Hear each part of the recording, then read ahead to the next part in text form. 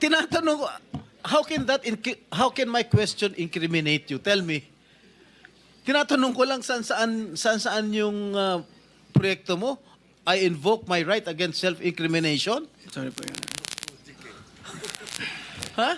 How can that incriminate you? Tell me.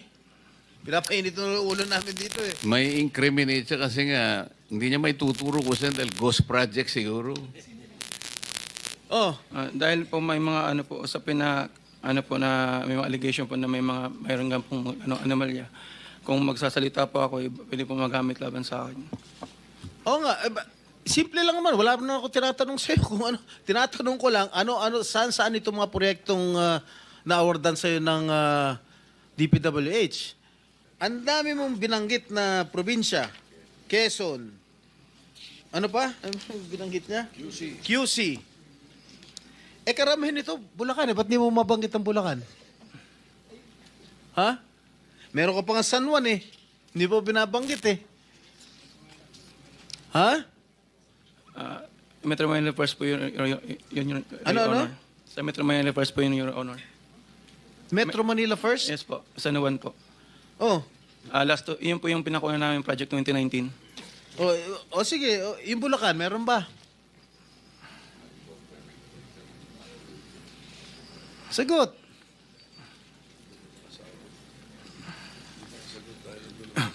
Your Honor.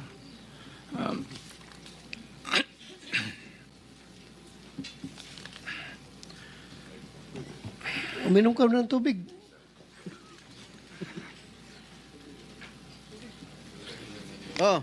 Ilan? Ilan? Di ko pa sigurado, Your Honor. Dito base sa record namin, meron kang 42 projects sa Bulacan. Meron kang 42 projects sa Bulacan. Yung bulk ng na-award na contract sa inyo ng DPWH, ang bulk no nasa Bulacan. 42. Ha? 2 sa San Juan. 2 yata sa Quezon. Meron sa Ilocos Norte. Meron sa Caloocan. Meron sa Laguna. Yan, Bulacan lahat to. San Juan. Quezon City. Tsaka identical ang presyo, ha? Identical ang mga presyo rito. 77 million, 77 million, 72 million, 72 million. Sino ba? Bakit ganun? Lahat ba last and final question. Lahat Meron ba ka ng 42 projects above, how Above? much? Yeah, 42 projects sa Bulacan, meron 90 million. Kaya nga above 50? Yes, above 50 million. Lahat. So, Mr. Arevalo, kung 42 projects ito, 42 plunder cases ito eh. Kanina sinasabi namin sa inyo, kung nakikinig po kayo, makikipag-deal kami sa inyo na po pwedeng hindi na kayo ipoprosecute criminally, magturo na lang kayo. Kasi sa palagay namin, hindi kayo ang most guilty. Kapag nakapagturo po kayo ng mga kasangkot talaga dyan, na talaga sila naman ang talagang talamak na sa paggawa nito, anong malay ninyo? Baka imbes na criminal prosecution, wag na yon. Bayaran nyo na lang ang gobyerno, pero magturo po kayo. Para meron po tayong kapuntahan talaga. Kasi kung ganito na lang tayo ng ganito, ikutan ng kito, mapipilitan po, puro plunder. Harapin po ninyo 42 plunder cases. Hindi po fair sa inyo yun eh. Alam namin, hindi lang kayo ang sangkot dyan. Marami ang kasangkot dyan. Kaya...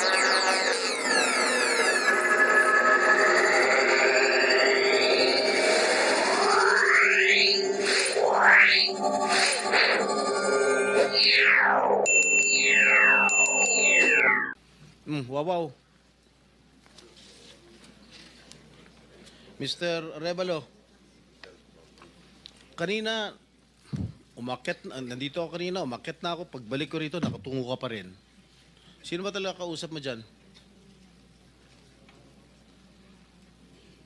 Buksan mo yung mic. Wala po, Your Honor. Meron ka ba abogado?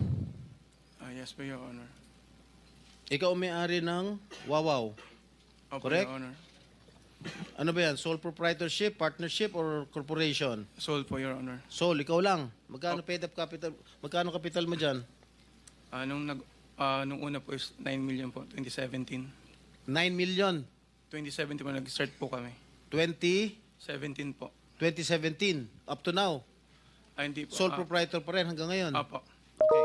Paano ka naka-garner with 9 million as your capital? Paano ka nakakuha ng malalaking proyekto sa DPWH? Nag-start lang po kami nung 2019 po na may nagka-project po. 2019? Opo. Sino kausap mo? Wala po, Your Honor. Wala po. Wala kang kausap? Wala po. Okay. Involved ka sa Ghost Project? Your Honor, I invoke my right to self-incrimination, Your Honor. Ano nga? Pakiulit. I invoke my right for self-incrimination, Your Honor. What?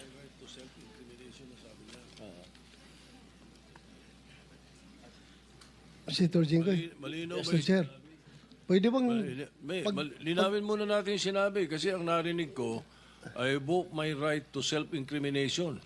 Against incrimination, Your Honor. Against eh. Plus, Mr. Chair, dapat tumingin ka rin sa nagtatanong mo, Mr. Wow. Ayaw mo ba tumingin sa amin? Huwag kang kausap mo. Yuko ka na, yuko dyan. Lamesa yung kausap mo eh. Senador yung nagtatanong sa'yo. Harapin mo rin. Thank you. Anong pangalan mo? Arevalo. Mr. Arevalo, meron kang abogado? Yes po, Your Honor. He can give you legal advice. Yes po. Yeah. Nandiyan ba, abogado mo? Nasaan ang abogado mo, Mr. Arevalo?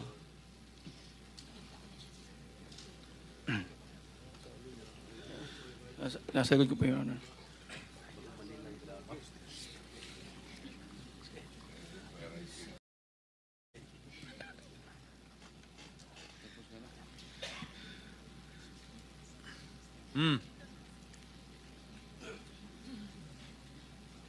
Oh, answer.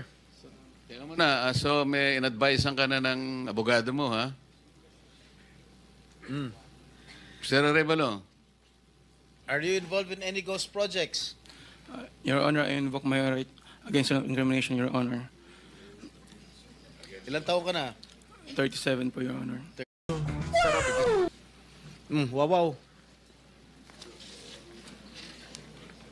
Mr. Arevalo, kanina, nandito ako kanina, umakyat na ako. Pagbalik ko rito, nakatungo ka pa rin. Sino ba talaga kausap mo dyan? Buksan mo yung mic. Wala po, Your Honor. Meron ka ba abogado? Yes po, Your Honor. Ikaw ang may-ari ng Wawaw. Opo, Correct? Your Honor. Ano ba yan? Sole proprietorship, partnership, or corporation? Sold po, Your Honor. Sole, ikaw lang. Magkano paid up capital? Magkano capital mo dyan? Nung una po is 9 million po, 2017. 9 million. 2017 po nag-start po kami. 2017. 17 po. Up to now.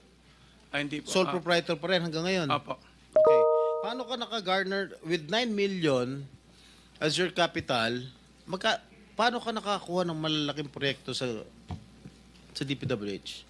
Nag-start lang po kami nung 2019 po na may nagka-project po. 2019? Opo. Sino kausap mo? Wala po, Your Honor. Wala po. Wala kang kausap? Wala po. Okay. Involved ka sa Ghost Project? Your Honor, I invoke my right to self-incrimination, Your Honor. Ano nga? Pakiulit. I invoke my right for self-incrimination, Your Honor. What?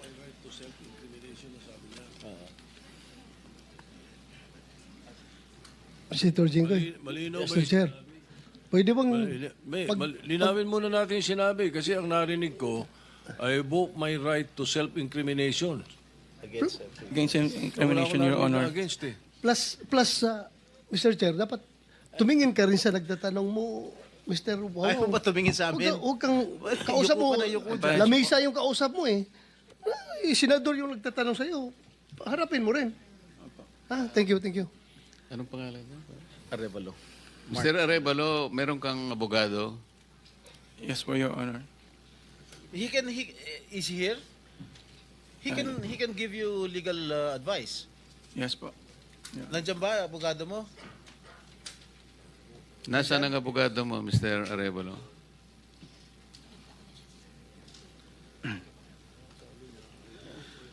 Nasagot ko po, Your Honor.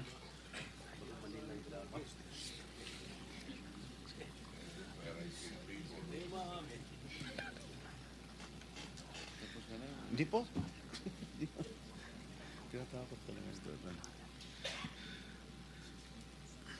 Hmm. Oh, answer. Tingnan mo na, so may in-advisean ka na ng abogado mo, ha? Mr. Arevalo, Are you involved in any ghost projects? Your Honor, I invoke my right against self-incrimination, Your Honor. Ilang taon ka na? 37 po, Your Honor. 37. Wow, bata ah. Bago ka pumasok sa mga kontrata sa gobyerno, ano trabaho mo dati? May mga, may nasa construction company po ng kamag-anak po. Kamag-anak mo? Gaano kalapit yung kamag-anak mo? Tatay mo ba yan? O pinsan? Tsuhin? Mga kamag-anak lang po, tita po. Kaya nga, sino ang kamag-anak? Maraming kamag-anak. Tita po. Ha? Mga tita po. Tita mo? Po. Nasa construction business? Opo. Tinuruan ka? Naglayasan po muna po. Ha? Layasan po. Ano Your Honor. yung mga proyekto mo? Ano mga nakuha mo proyekto rito sa DPWH? At saan?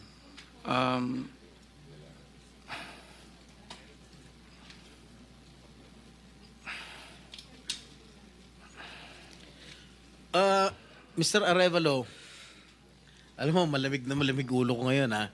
Pero pag ikaw, tumingin ka ng tingin na sa cellphone mo, hindi ko alam kung ano binabasa mo dyan, humarap ka sa amin. Opo. Yes po, Your Honor. Ikaw may-ari nito, di ba? Yes po, O Your di Honor. dapat alam mo. Ano yung mga proyektong na-awardan sa inyo ng DPWH? At saan-saan?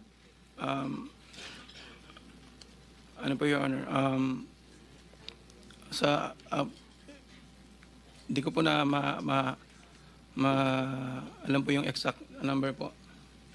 Gusto mo ako magbigay sa'yo? Kung saan-saan yung mga project mo? Gusto mo ako magsabi sa'yo? Come on. You're wasting our time. It's already 1:45. May session pa kami alas 3. At marami pa magtatanong. that is what I was trying to advise everybody. Kasi po, gagamitin sa session mamaya ito, 3 o'clock. Kaya nililimit po namin ang sarili namin na magtanong. So, Mr. Chair, Senator kung di naman Jinggoy, sumasagot ito hindi sumasagot agad-agad ito, how can you deduct it from my time? Hey, Mr. Arevalo, Yes po, sumagot ka Yes po, agad. Your Honor. Ha? Yes po. Oh, alin-alin yung mga proyekto na na-awardan sa iyo ng DPWH at saan-saan to? Meron po kaming sa QC po, sa Metro Manila First. Meron din po sa Quezon. Bulacan. Your Honor, I invoke my right against self-incrimination, Your Honor. Anak ng patingo. Tinatanong ko, how can my question incriminate you? Tell me. Tinatanong ko lang saan yung proyekto mo.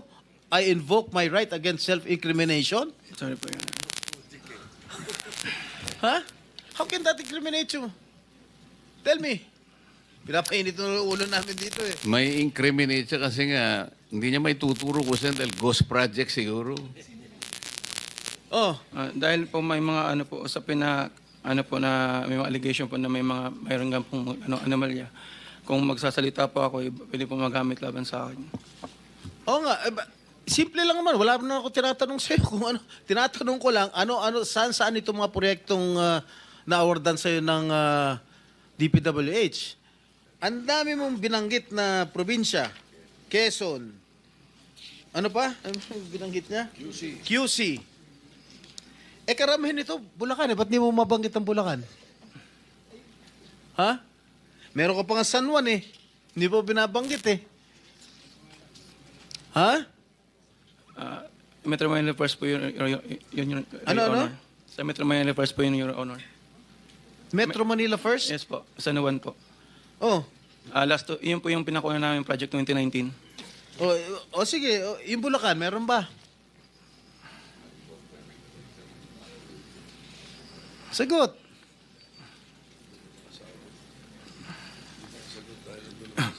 Your Honor.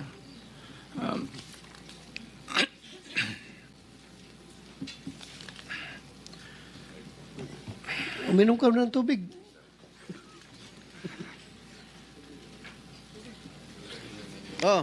Ilan? Ilan? Di ko pa sigurado, Your Honor. Dito base sa record namin, meron kang 42 projects sa Bulacan. Meron kang 42 projects sa Bulacan. Yung bulk ng na-award na contract sa inyo ng DPWH, ang bulk mo nasa Bulacan. 42. Ha? 2 sa San Juan. 2 yata sa Quezon. Meron sa Ilocos Norte. Meron sa Caloocan. Meron sa Laguna. Yan, Bulacan lahat to. San Juan. Quezon City. Tsaka identical ang presyo, ha? Identical ang mga presyo rito. 77 million, 77 million, 72 million, 72 million. Sino ba? Bakit ganun? Lahat ba last and final question. Lahat Meron ba ka ng 42 projects above, how Above? much? Yeah, 42 projects sa Bulacan. Meron 90 million. Kaya nga above 50? Yes, above 50 million. Lahat. So, Mr. Arevalo, kung 42 projects ito, 42 plunder cases ito eh. Kanina sinasabi namin sa inyo, kung nakikinig po kayo, makikipag-deal kami sa inyo na po pwedeng hindi na kayo ipoprosecute criminally, magturo na lang kayo. Kasi sa palagay namin, hindi kayo ang most guilty. Kapag nakapagturo po kayo ng mga kasangkot talaga dyan, na talaga sila naman ang talagang talamak na sa paggawa nito, anong malay ninyo? Baka imbes na criminal prosecution, wag na yon. Bayaran nyo na lang ang gobyerno, pero magturo po kayo. Para meron po tayong kapuntahan talaga. Kasi kung ganito na lang tayo ng ganito, ikutan ng kito, mapipilitan po, puro plunder. Harapin po ninyo 42 plunder cases. Hindi po fair sa inyo yun eh.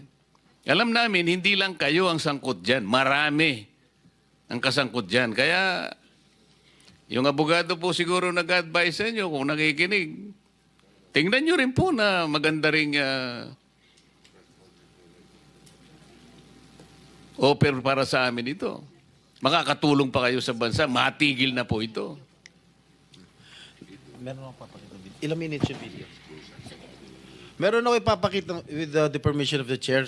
Siguro 1 minute lang na video. Tingnan mo, Mr. Arevalo, kung project ng Wawaw to.